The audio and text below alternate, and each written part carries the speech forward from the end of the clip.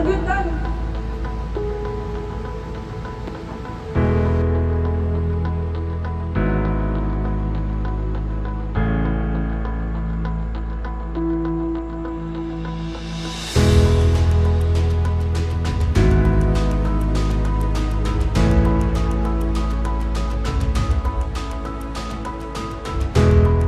Keselamatan Solawah tahun 2024 dan 2025, tren kecelakaan lalu lintas di Provinsi Aceh masih menunjukkan peningkatan yang signifikan.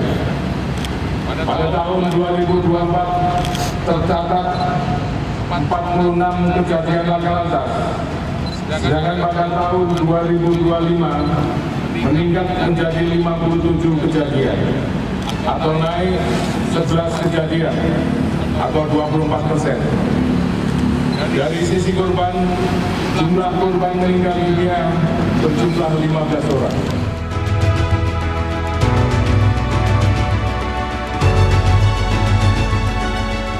Operasi ini kita melibatkan 913 personil, 130 personil Polda dan 783 Polres jajaran yang tersebar 23 Polres, sedangkan kita juga sedang